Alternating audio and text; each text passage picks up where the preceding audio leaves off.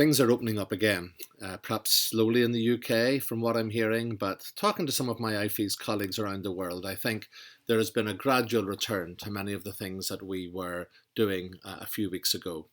I know each country's rules will be different, but it does seem that one of the last groups that will be able to meet as normal will be the churches.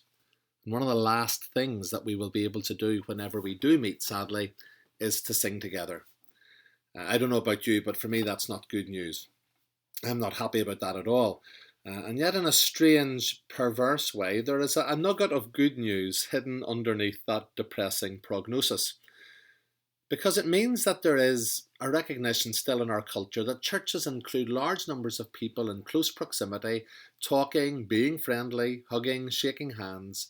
It's recognizing that we believe in community, in fellowship, and in being together. Furthermore, it recognises that a really important part of what we do whenever we do meet is to sing praise to God. You can imagine the COVID response team summit meetings. We can't let those churches back too soon because those guys just can't stop singing their hearts out. Even those in power who may have little personal experience of church recognise that social distancing and refraining from singing are two things that don't come naturally to Christians. We can't help ourselves. In this recommissioned series, we've been looking at a longish list of what defines the people of God. And we come this morning to the truth that we are a people who praise and a people who pray. There's a popular tendency to use the phrase worship to describe this. It's not terribly biblical. In fact, it's extremely misleading. A look at Scripture, particularly what Paul writes in Romans chapter 12, will show us that our whole lives of obedience are our spiritual worship. That what goes on in a church service is only a small part of that. And what happens when the band starts up is actually only a small part of the small part. What many refer to as worship is actually simply corporate praise. Christoph and I have in the past had a bit of a joint facepalm when some product advertisements land in our pastoral inbox, advertising essential worship resources for your church. I think the worst is probably a popular software package called Easy Worship. If ever there was a misnomer, an unbiblical, even anti-biblical phrase, it is that. How something that's meant to demand my soul, my life, my all could be described as easy is beyond me. A year or two back I came across another product called Extreme Worship, a bit better than Easy Worship to be sure. But again, it seemed that it was the cutting-edge graphics, the intensity of the musical riffs, the pace of the songs, the expertise of the guys at the mixing desk that is what defined it as extreme. Now, don't get me wrong. I love our music. In fact, weeks of YouTube is kind of making me miss it more. I just love us to be back with Kira on the keys and Dan on the bass and Ryan on the drums and Alan and Paddy on guitar and the rest of us just doing what we do as a community, singing. I think it's just that the guys at Easy Worship and Extreme Worship have missed the point. They've played into this myth that worship is just about our corporate singing experience. And yet, we can't forget that it includes that. It's so much more than that, but it's not less than that. Singing's important. Praising, praying are important. It's what we do. So I guess we're feeling a little like the Israelites in Psalm 137. I'll be referring to a few passages from the Bible this morning, so you may find it helpful to hit pause and look them up. The first is Psalm 137. By the rivers of Babylon we sat and wept when we remembered Zion. There in the poplars we hung our harps, for there our captors asked us for songs. Our tormentors demanded songs of joy. They said, sing us one of the songs of Zion. How can we? How can we sing the songs of the Lord in a strange land? This is a strange land. How can we sing the songs of the Lord here in this mini exile? Well, as we look at what it means for us to be a praising people and a praying people, see a couple of important things. Firstly, we'll see that the world needs a new song. Minneapolis needs a new song. St. Louis needs to hear a new song. Yemen needs a new song. In homes and hearts racked with fear over COVID, they need to hear a new song. John Piper it is who's credited with coining the phrase, mission exists because worship doesn't.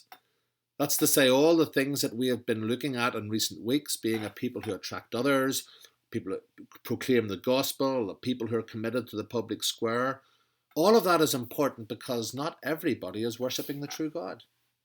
The goal and purpose of mission is to create worshippers, to increase the number of those who'll be there fulfilling the vision of Revelation chapter 5, bowing down before the Lamb. This is what John saw, Revelation 5 verse 9. They sang a new song, saying, "You are worthy to take the scroll and to open the seals, because you were slain, and with your blood you purchased for God persons from every tribe and language and people and nation. You have made them to be a kingdom and priests to serve our God, and they will reign on the earth."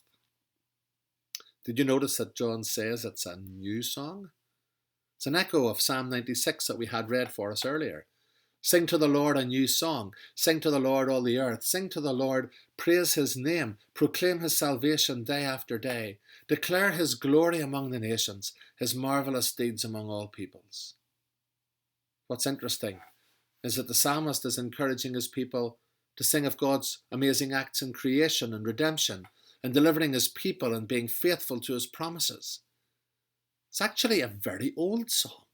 It's as old as Exodus chapter 15, the Song of Miriam, and yet he calls it new. See, the key thing is that with every new generation that emerges, it's a new song to them. With every new woman or man who becomes part of God's people, it's a new song for them. The psalmist himself knew that because he experienced it in Psalm 40. I waited patiently for the Lord. He turned to me and heard my cry. He lifted me out of the slimy pit, out of the mud and mire. He set my feet on a rock, and he gave me a firm place to stand. He put what? A new song in my mouth, a hymn of praise to our God. Many will see and fear the Lord and put their trust in him. Do you see the connection? I was in the pit. He reached down and rescued me. He gave me a new song. What was it? It was a hymn of praise. Why? So that others will see it and put their trust in him, because they need a new song. And secondly, the world needs to overhear us singing it. They can't hear it sung inside our buildings at the moment. Maybe that's a good thing, because we have to sing it elsewhere now. Yes, online, opening up all sorts of new opportunities for people to tune in and overhear us, but also in our small neighbourhood bubbles, on the front line of our hospitals and care homes.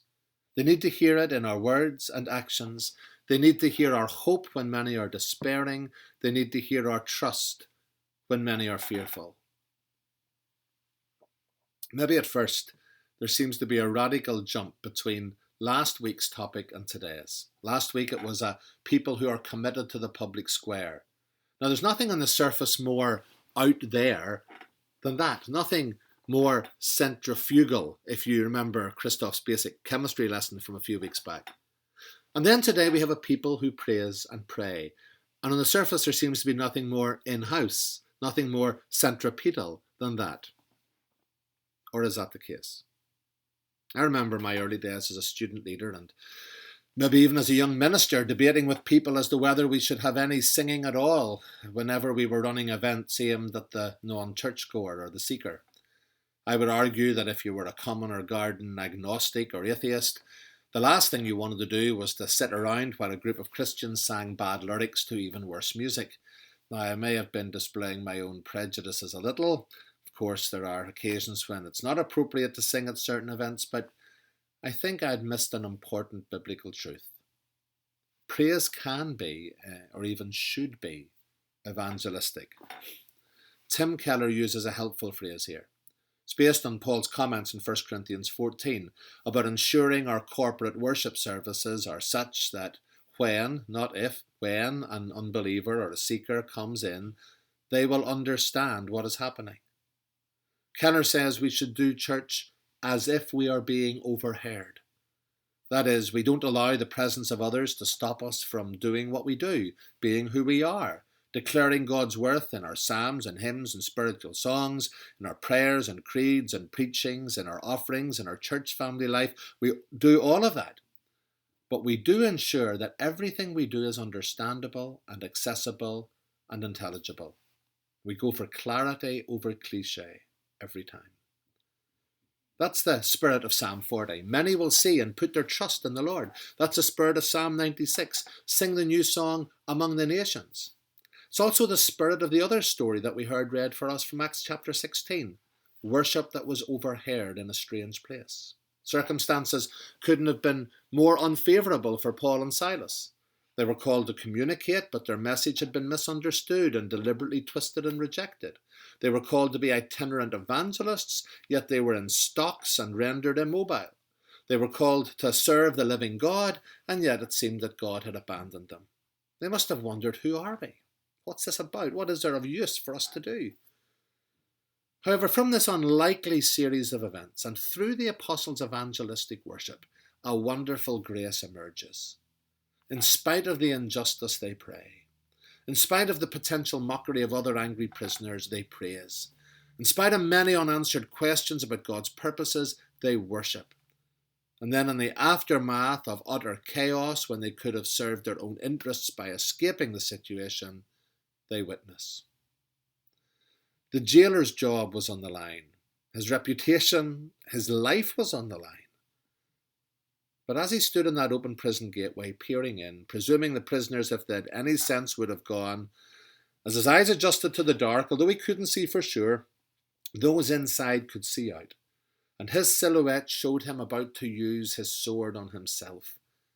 And Paul saved his life by calling out unbelievably, "We are all here."